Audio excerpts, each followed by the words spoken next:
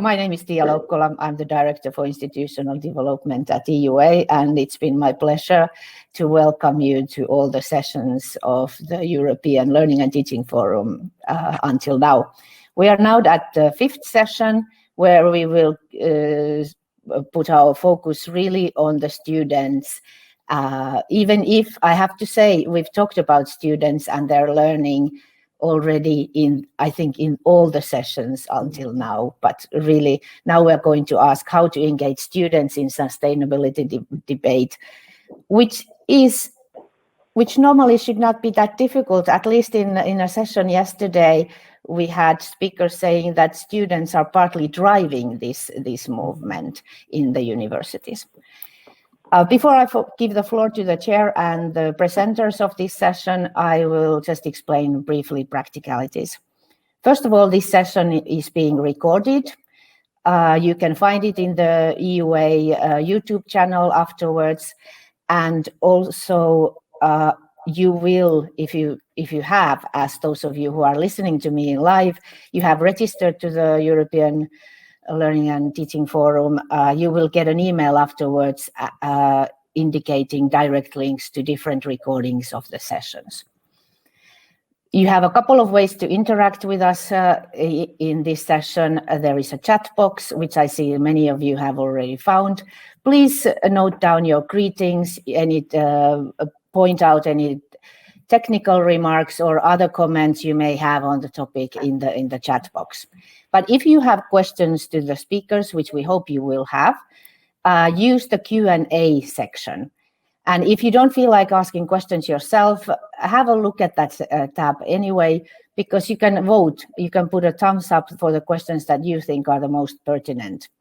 And then finally, I'll just point out that there is also a handout section where our speakers have, and we as organizers, we've put in some relevant links and documents to the topic of this session. This is where I leave off, and I leave the floor to the chair of the session, Marta, who is also a member of EUA's Learning and Teaching Steering Committee. Thank you, Tia, sorry.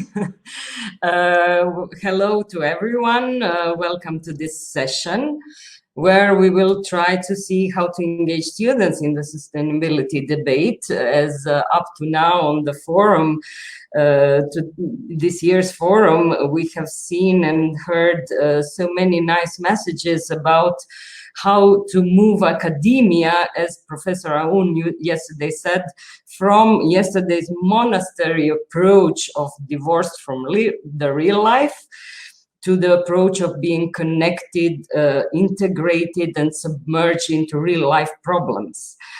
So we have seen up to now so many nice examples of programs which integrate classroom experience with experiential learning, models of approach where SDGs are integrated throughout the curriculum, challenge-based learning models of vertically integrated programs, and so on and so on. So nice institutional and academics efforts to engage students in the sustainability education and to organize sustainability education. Well, in this session, we will try to ask how students are engaged in this part. So in this session, we will have two speakers. Let me introduce them. The first one is Sandy Rizvic. Hello, Sandy. He is the chairperson of the Students Organizing for Sustainability International, and he's international officer of the National Union of Students in Denmark. His organization brings together organizations that are for and by students with a focus on sustainability. They coordinate both the Green Office and Green Impact programs. Dr. Janine Gregersen-Hermans. Hello, Janine. She is a member of the supervisory board of Thomas More University of Applied Sciences. She is also a former Pro-Vice Chancellor International at Glasgow Caledonian University in the UK. And currently she is connected to Zut University in the Netherlands. At JUD, she joined the Research Center for Sustainable International Business, and she is also appointed as affiliate faculty at the Center for Higher Education Internationalization at Università Cattolica del Sacro Cuore in Milan. So she's award winner and lifetime member of the European Association for International Education and a regular speaker at conferences of higher education, such as this forum is. So let us start with the session. First, I'd like to ask Sandy, what is your perspective, or was the students' perspective, on the challenges that are associated with sustainable development education? So Sandy, please. Thank you for the question. Can you hear me? Yes. Yes, thank you. I've had a ton of trouble with connectivity this morning, so I'm dialing in with my phone to be able to speak. So thank you for the question. I have, there we go. I have thought about this question a little bit, and there's many things that are challenging sustainability in education. One of the things is a clear lack on different curricula, and I'm not just only talking about sustainability sciences and so on, but there's a lack in general on the curricula in higher education across the board on how we tackle sustainability issues. It's a key component across disciplines, and we need to collaborate across many disciplines, the humanities and social sciences and the natural sciences, just to be able to tackle this problem. Another problem we also see often is that there's a lot of, when handling this issue, it's heavily theorized and less practical. We need to engage students, we need to bring it closer to them during their studies in pedagogical means, and we need to help students create projects and make projects during their studies. We need to help them and assist them in working on hands-on opportunities locally, and this can be also engaging in their communities or on their campuses directly with sustainability projects, but also include them in different research opportunities that are being done at the universities, because there's so many sustainability research projects being done everywhere. And students are, as we see everywhere with the protest of young people and so on, students and young people are really engaged in this matter, and they have a lot of energy and a lot of ideas to tackle these problems. There's also ways to help do this through the travel abroad issues. A thing we do at SOS is the green offices that I'm going to mention a little bit more later on, but it's a way to engage students and universities together to help create a difference, at least locally at the university and further on. And now here, I would like to ask Janine a question. And I would like to, from an institutional or teacher perspective, what are the challenges associated with sustainable development education? Thank you, Sandy, for that question. And before I go into a bit of detail, I would like to remind viewers that what I'm talking about is related to a project we are doing at the International Business School Maastricht, where I talk about in the pre-conference video on how to design a coherent and internationalized learning pathway that engages all students in the debate. And based on the project that we are doing there, I think if you look at, and it also resonates really what you say, yeah, that it needs to be multidisciplinary education for sustainable development, I would say, and it needs to be contextualized within the curriculum, but primarily also say, look at it from an international perspective as well. Because if you look at the definition of education for sustainable development, key elements that spring out from that definition is that it is normative, and we want people to change in a certain direction, and it is also action-oriented, and that's why that community-based learning is really important that Sandy also mentioned. And if you take that perspective, then that has, let's say, a number of implications, I think, for individual lecturers, but also for institutions. Because what we need is a complete rethink of the curriculum. So not just adds on of nice projects to do, but really looking at a curriculum from a sustainability lens and from an internationalization perspective. And that means that lecturers need to have, in addition to say whether they're business teachers or whether they're law professors or engineers or medics, they need to have an additional set of expertise and knowledge about sustainable development and sustainability. And it's not only about knowledge, it is also about awareness, because this is about values and norms. This is about how we want to sort of live in a society in a way together with nature. So they need to be aware of their own values and beliefs and how that influences decisions they take on how they design and deliver a curriculum. And furthermore, the whole set of additional competences that is needed is about facilitating that student-centered learning. And I think what Sandy says, it should not be so theory-based. It is really about helping and facilitating students to understand what is happening in the world. And I think if you take it from that perspective, it's not only a challenge, but it is also an opportunity. And I would say that the biggest things that are there is that for lecturers, it's the need for, say, continued professional development, and for institutions to see embedding sustainable development and education for sustainable development in the curriculum should be seen as a major strategic change project and resourced accordingly. So that is an opportunity, I would say. Sandy, can you tell me sort of how do you see the responsibility of higher education institutions in achieving more sustainable societies? Thank you, Janine.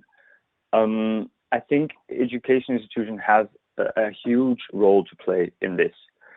One of the things that they do is they prepare youth for the future. They prepare young people and students for the future. And at higher education, this is where youth learn how to be sustainable leaders and citizens for the future. And this is a responsibility that can't be taken lightly. University has to help students and young people think critically about what's actually going on, the systems that we are actually living in. We need to help education institutions need to help students understand the root causes of many of these problems, about growth-based capitalism and the later effects of colonialism that are still going on, and we need to intensify the view on the socio-ecological crisis in these coming decades. We are in the final decade of the current SDGs, so we really need to help young people think of this. Higher education institution also places where we can produce knowledge on how to achieve sustainability, both practical and theoretical, and also across sectors. The institutions need to be shining examples. We can't really convince other people to be sustainable if we're not ourselves. We need to have greener campuses, net zero emissions. We need to support biodiversity. We need to do social sustainability projects as universities. We need to be sustainable institutions ourselves as higher education institutions in order to actually create a change.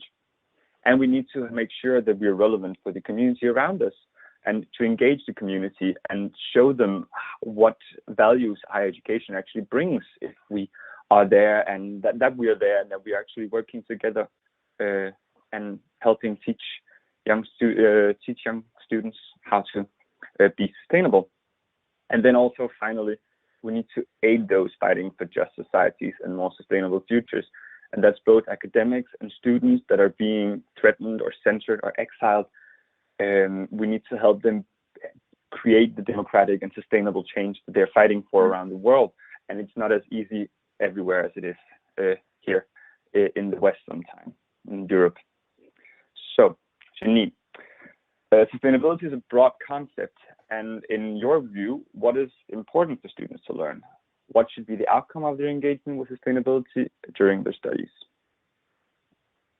Yeah, thank you for that question, Sandy. And I think I agree completely with you when you say, we need to sort of be shining examples in universities, because that also means that, and people always talk about future generations. We need to educate future generations. But I think we cannot put the burden of sustainable development on future generations. It's here and now that we need to change. And if I look at the whole sort of issue of what should students learn, I think for me there are three categories that I think are very important that also come out of the work that we are doing at Zuid. And first of all, it is systems thinking, sort of understanding that interconnectedness between the pillars of sustainable development, but also the interdependencies between local, regional, and global communities. And that is also what you already mentioned, Sandy, in your first response to the question of TM.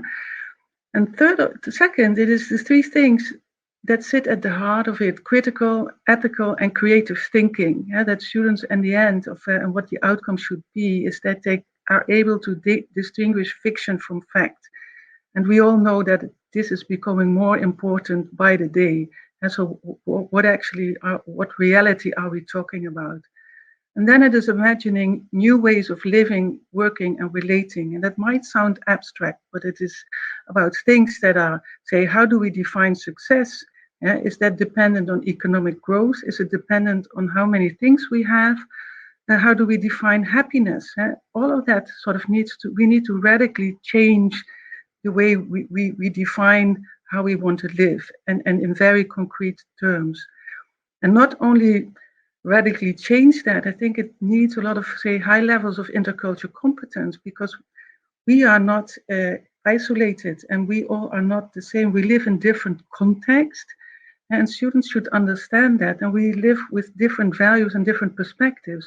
So being able to respect and work with people who have these different perspectives and values, and also commit to collaborative culture appropriate action. I think these are the key elements that, for me, say, if I think about how do we integrate education for sustainable development in a curriculum, are the three elements that should actually be key in that education. So if you take that and then think, well, do you see any good practices where higher education is mainstreaming education for sustainable development that includes some of the elements that I mentioned? What would you say to that, Sandy? Thank you, Janine. I have a couple of points on how we can do this. And I think I'm going to take it in another order than I wrote them in, because I think the main and most important way to mainstream it is to have students participating in making the decisions, students participating in creating the ideas and in making things happen. We need to make sure this is not a top-down way to do it, because, well, both because we need everyone on board, but also because we see that students are actually pushing much more than too many education institution leaders are actually pushing. So students are essential to doing this. I'm quickly going to mention some of the work we have been doing in students organizing sustainability, and one of them is data collection. We have actually 2 days ago launched a survey, our survey findings from a global survey we did last year during the pandemic. So that was a bit challenging, but we collected data from most of the world with 7,000 students responding. And I have shared the survey findings, the report, in the handouts for anyone interested, or you can also go to our webpage sos.earth. And I think we need to collect data or use data that we already have in order actually to move forward, to help us move forward. Our survey looks into the opinions of students on sustainability in their education, and we can see that 92% of all students answered that they would like to see more focus on sustainability in their education. 92 of them, 92%. That's a lot, and we see too many students not really being happy with the amount they have. 40% think it's low to too low, the amount of sustainability in their education, focus on sustainability. So we need to use the data we have, and we need to continue creating data. This will be an ongoing survey. We partnered up with 80 plus institutions and organizations around the world. And this is a good way to get some information if you as an institution want to do some change, or you as student bodies want to do some change. So please feel free to use this. Another thing is the Green Office movement, as I mentioned earlier. This is a collaboration between the students and the institution, where the institution creates an office with actual staff people that engages students and engages the university in working towards a greener university. And this has been going on for 10 plus years, and it's spreading around the world. There's another handout about this also, so please check that out if you are interested in mainstreaming sustainability in education a little bit more. I think I need to move on to have time for all the questions. So Janine, how do students prefer to engage with the issue of sustainability during their studies? What do you think is meaningful way of learning, and how would you see the role of lecturers in this context? Yeah, thank you, Sandy. That's so in the work that we have been doing, and we also looked at where does meaningful learning take place? What do students enjoy? And where do they learn most?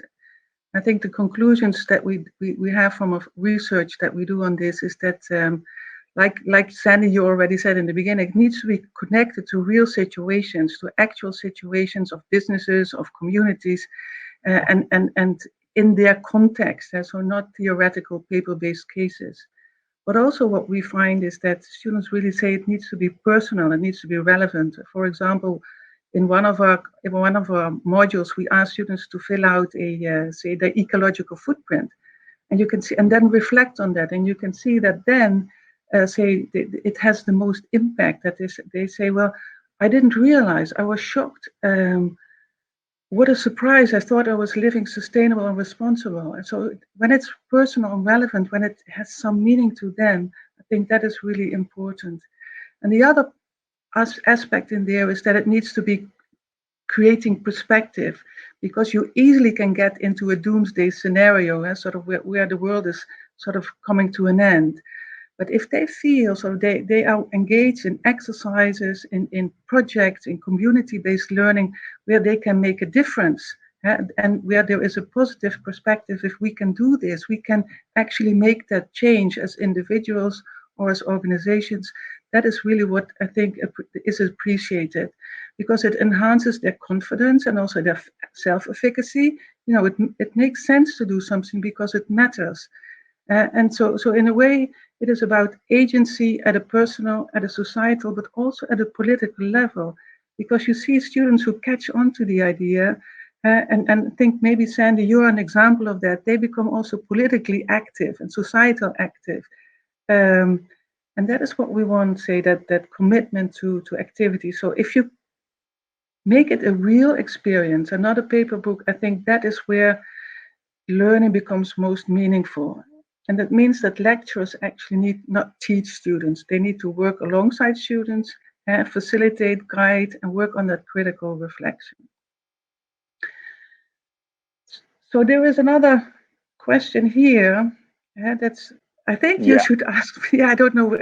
That's yeah, I think this is for you. So yeah, exactly. That was the learning related to sustainability. Yeah. And I think sort of if you have listened to the narrative I've been building up to this moment and saying, well, lectures should be coaches, or they should sort of facilitate personal growth and transformation and capability, you really need to ask yourself the question, should they evidence it? Should this be assessed? Is it ethical as a lecturer, where you say, I am a coach of students, can I actually assess personal development, or is it that I need to create conditions?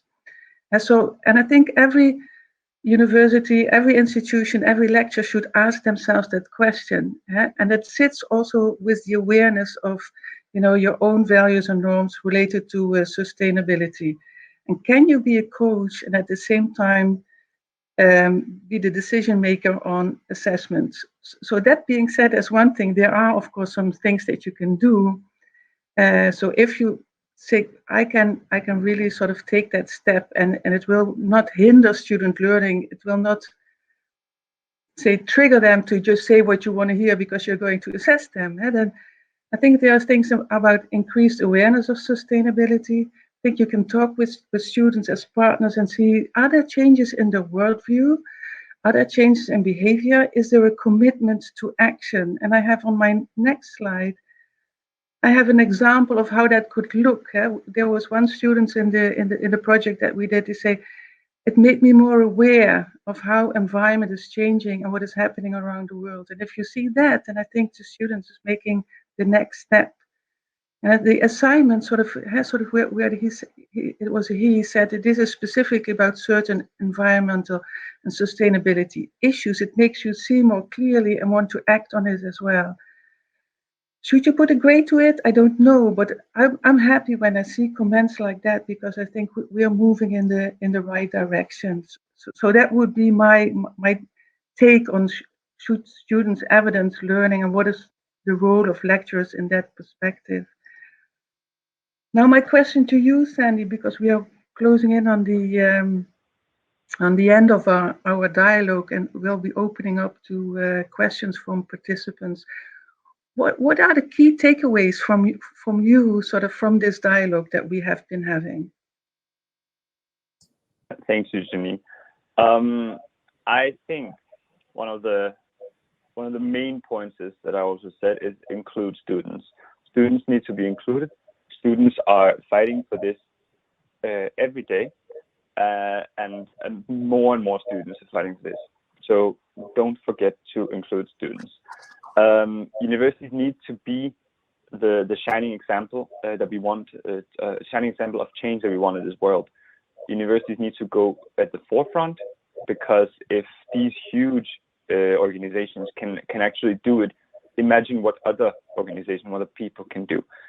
So I'd say start your own green office at your university. To all you participants, check out the webpage. It's super easy. You just need to watch a webinar and then you can do it yourself. Use the data on sustainability education. There's so much data being generated all the time. And again, we have our survey.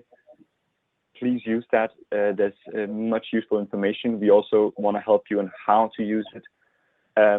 And definitely partner up with us for the future iteration of our global surveys. And remember that we need to, but institutions are the ones that are shaping the future leaders and the future citizens.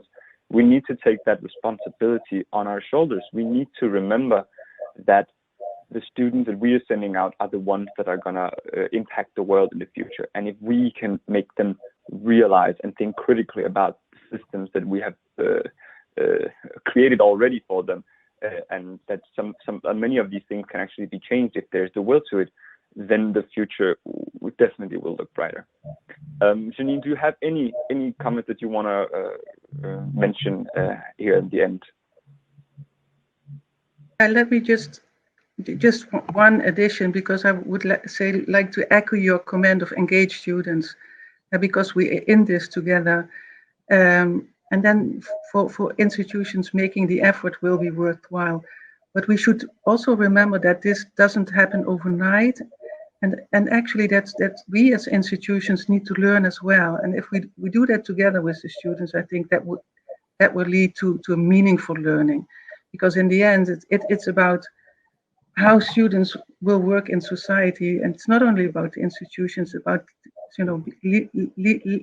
leading meaningful lives, sort of in a new society, in a new order. That's what I would say. Thank you, Sandy. So thank you, both of you, Janine and Sandy, for this interesting conversation on a new perspective for education on sustainability. And I would like now to pass the floor for our questions in Q&A sections. So let's start with this, because we talk a lot about sustainability education being about building or developing awareness, beliefs, values, setting up a kind of ownership for the sustainability issues. So there's a question from Kevin Georgis about how can you make a lecturer aware of their own values and beliefs? And do you have tools to measure it? I think it goes to Janine. Yeah, I think that is a very good question, because it is always begins by looking at ourselves. And that's where I think continuous professional development is really important. But you need to have this, say, one or two drivers, I think, within a curriculum where you engage in discussions with peers. My experience is that a lot of people are sort of somehow aware, a lot of lecturers, about the sustainable development issues, also how they relate to their discipline.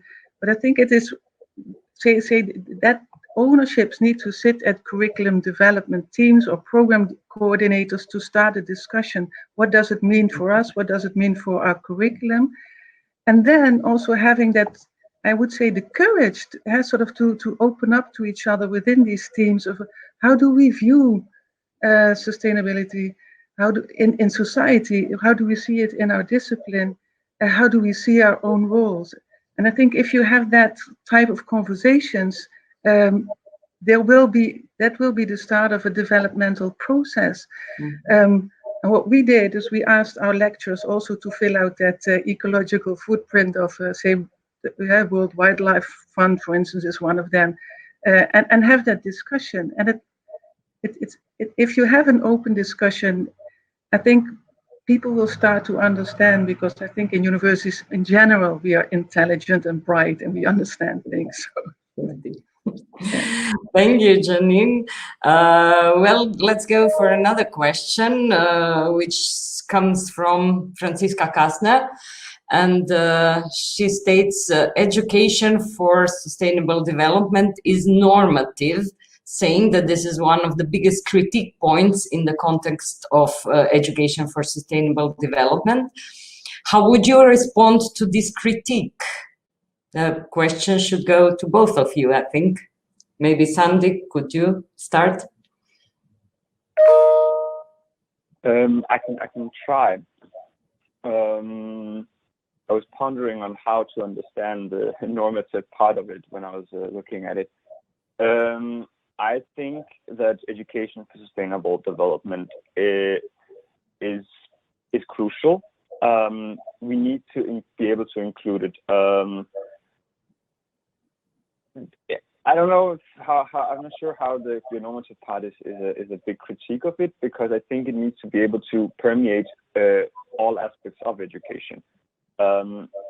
It's essential that all parts of education really include sustainable development in order to be able to tackle it. And we need to be able to look beyond the good and the old. Our idea of what sustainability is keeps evolving. And I think a lot of people still have a very narrow idea of what sustainability is. And more people really opening their eyes that it's so many things that really hit all through the board of different education courses around universities and higher education institutions. So maybe this statement was referring maybe to this study programs or curricula that have just, let's say, one course developed or with the objectives in sustainability, and it's isolated and it's not, as you said, diffused through all the courses, all the curriculum, and it's not integrated. So what would you say, Shani? Exactly. Yeah, well, sustainability. Oh, sorry. I just wanted to say sustainability is not an isolated factor. Like it is part of everything. So Shani, go ahead. Yeah.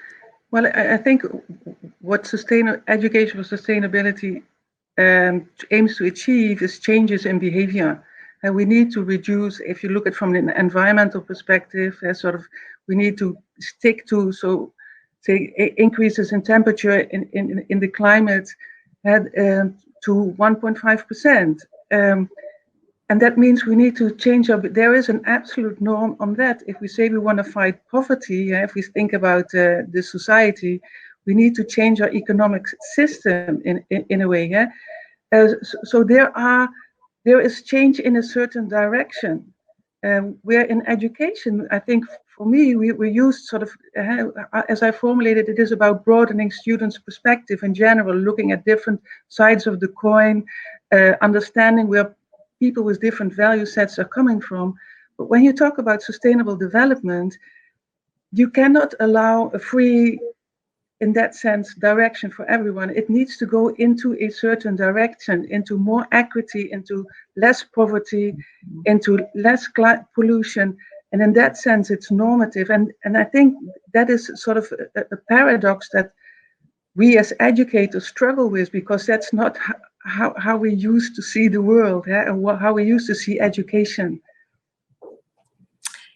Okay, the next question, which is on top, is related to pandemics problems, and maybe it refers to this notion and the fact that the students are experiences kind of more psychological problems during pandemics and so on. So René Coers asks, is the student motivation as high now as before the pandemic?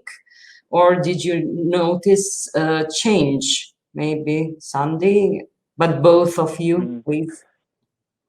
Yeah, thank you, Marta. I'm assuming this is about the motivation for sustainability and fighting for that, because I agree there's been a lot of challenges during the pandemic, and it's getting people are getting more and more drained. But in general, I see students still standing up and fighting for sustainability and for a greener future and for a more sustainable future. And I've seen that all through the pandemic, and I see it still. I see it here in Denmark, where I live. I see student organizations going together this coming week to start an entire new initiative, which is called Education for Future, to try to really put an effort into changing the education landscape here in Denmark, where I'm living. So I really see students going for this cause still, even though the pandemic might have drained them. But this is our future. We might be tired and depressed at the moment, but imagine how it would be if the world is literally burning in front of us. So I think a lot of people and a lot of young people and students are really focusing on the consequences of inactivity that is being shown. Really nice. Yes, maybe the pandemic should be a driver to sustainability issues and interests within the student population. What do you say, Janine? Well, I would like to make two comments. And the first one is that I see a lot of engagement of students in say, sustainability issues, not only in the curriculum, but also, say, with the students I see at Zuid and so, that they really are engaged in this debate. I must say, however, that what it is very clear that the students who were engaged when we were still at school, say at the university, is the students who are engaged as now, and that the students who maybe have been less engaged, so the silent part of the student body, when we still had face-to-face interaction, now actually is maybe getting even more silent. But I'm an optimist, and that refers to my second point. I had a long walk with my daughter in the forest 2 days ago, and then where usually you see elderly people or young people with their kids, there was a whole group of young guys, I think it was like 6, and they were sort of a bit at a distance from us, but we could just hear what they were saying, and they were actively debating what was happening about the pandemic, what they should be doing, what they not should be doing, what the government.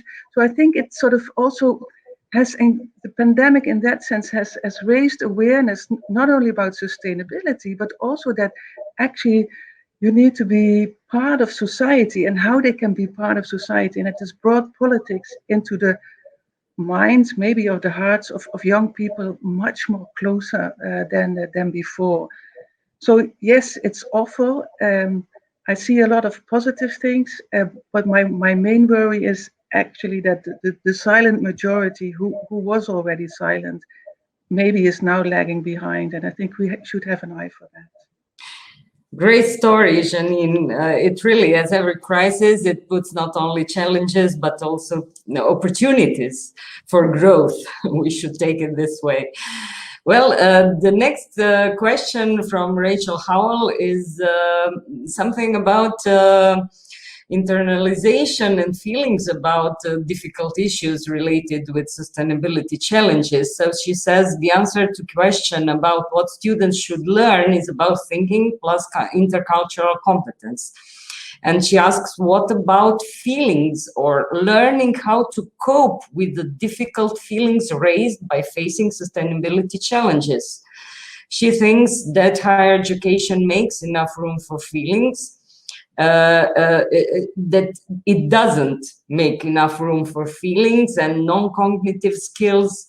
So students and staff are living in practical denial of sustainability issues. What do you say? So both of you.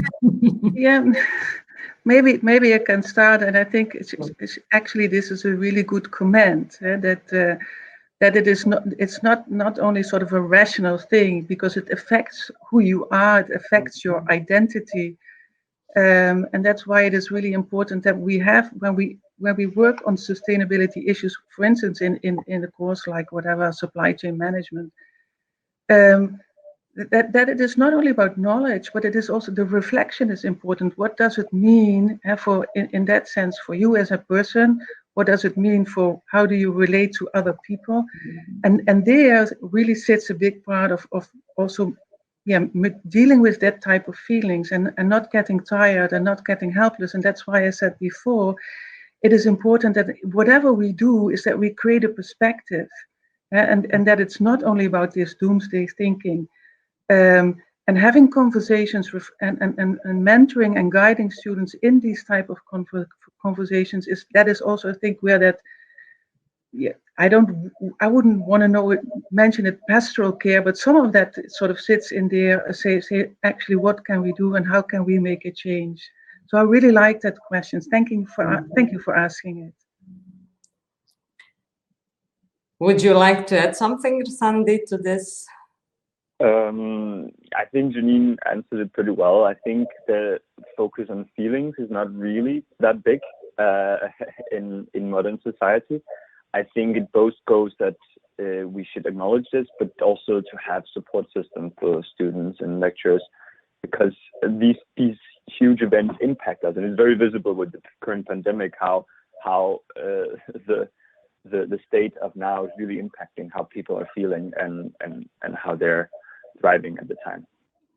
Yeah, maybe I would like also to point out what Janine said, that reflection, as always, as an important part of learning, should consider also reflection on emotions, and that would be a nice add-on to this.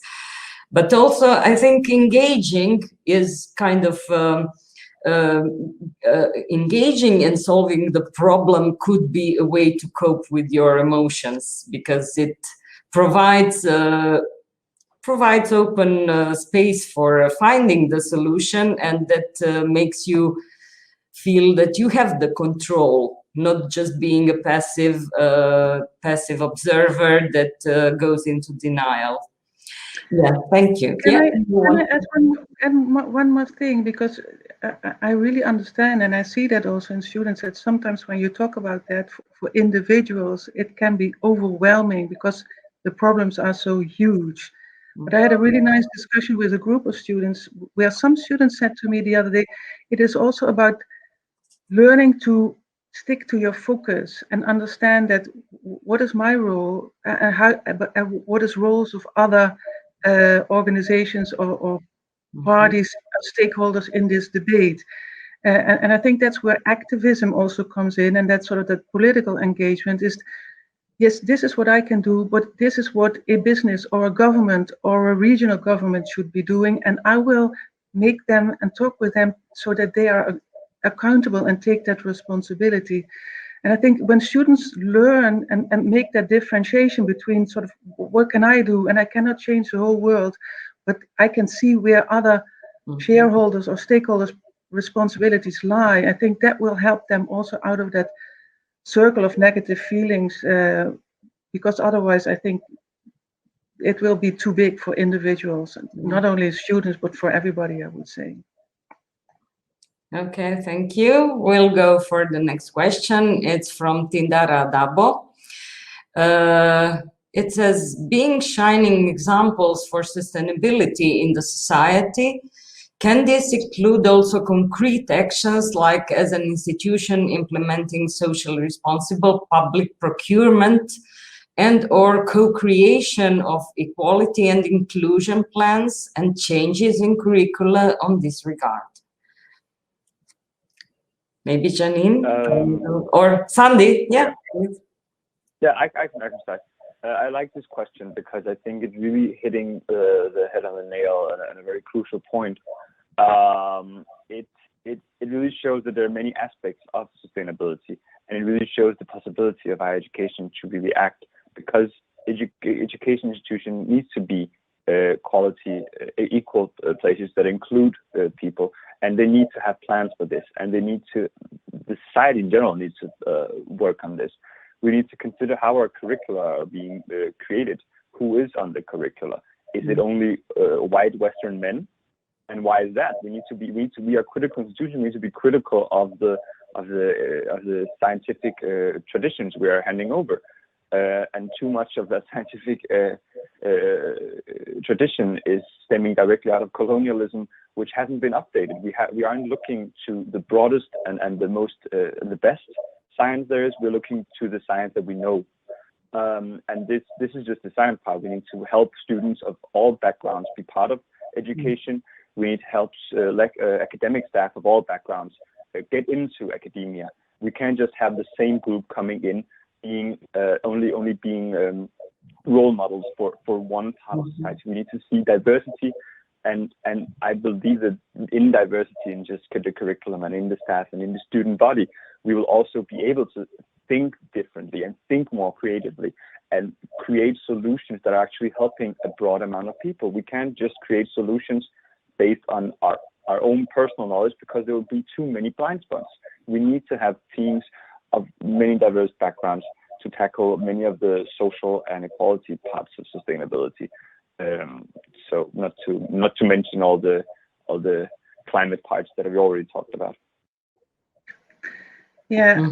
Janine, would you like to Yeah, if I can add to that, I think that's when I said in the beginning, there needs to be a deep dive into the curriculum. I think that is exactly what Sandy illustrated with his comment, is to really critically look at that curriculum and look also at other knowledge traditions, because we are have a very fixed way of knowing what is valid and true.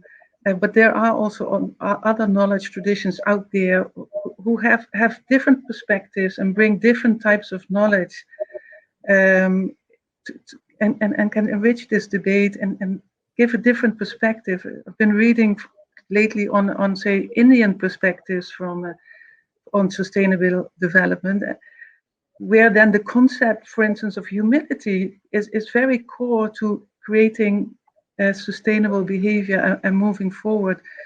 I think it's just about widening that scope. I think that is really important. And if we go back to the original question about activities and projects and how to illustrate that we are shining examples, I think it's about including different forms of knowledge, but it's also being transparent about what we do, how we do it, why we do it. Because then you can have that critical debate on it. So it's the shining examples, but also the rationale and underneath it, and being transparent about the values there, because it's not only about having, say, technological solutions. It's also about how we relate with each other within society at large. Thank you, Janine. Now we have one question from a student, Ruben Janssens. Yeah, asks Sandy specifically. You mentioned the importance of involving students in these discussions. How can students organize themselves best to further the sustainability agenda at their institution and to best let their voice be heard on the topic? Thank you for the question, Ruben. I think this is also a really good point. And you're kind of giving away the answer in the way you're formulating the question, because students need to organize. Students have a huge collective power that can very easily be forgotten and they're not utilized. When students go together, students can create immense changes, not only at their education or in their institutions, they can also create immense changes in the country and in the world. So I think the key part is to organize and go together and have this voice, this collective voice that can be heard and it can't be ignored, because if all students at an institution stand together and tell the leaders this is necessary, they can't do anything. They have to abide by those requirements if every single student go together. So join the already existing institutions of organizing at your university. There's so many student councils and student unions at the universities that you should definitely go together with them and raise the question. And there's definitely a lot of students that probably think the same as you do, that this is a crisis and that we need to tackle it. But the short answer is just stand together and make your voice be heard, because it can do much more than most people would think. I've seen it happen, and it's such an amazing feeling.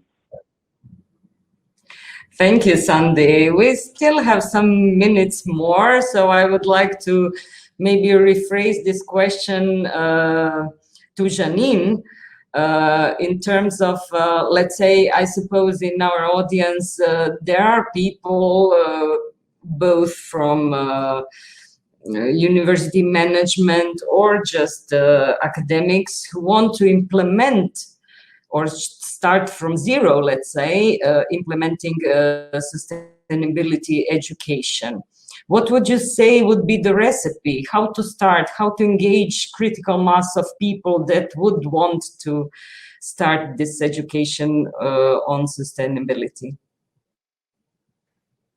Yeah, I think two things. And it's to get that snowball starting, you need critical mass. That's quite clear. But you also need, I think, some theoretical underpinning. And what I did at Zuid is that we were looking at sort of internationalizing the curriculum, and at the same time see how can we embed sustainable education for sustainable development in there, because we also know that lecturers, they need to do all kinds of stuff. They need to teach, then they need to facilitate. So there are more and more issues coming at them, sort of all in isolated ways. So we said we need to integrate it. We need to synthesize this.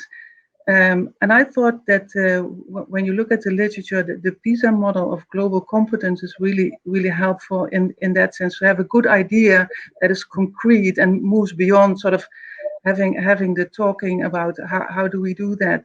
Because there are elements in that model, the PISA model, that relate to international global perspectives, that relate to intercultural competence, but that also relate to sustainable development as sort of taking action for global health and well-being.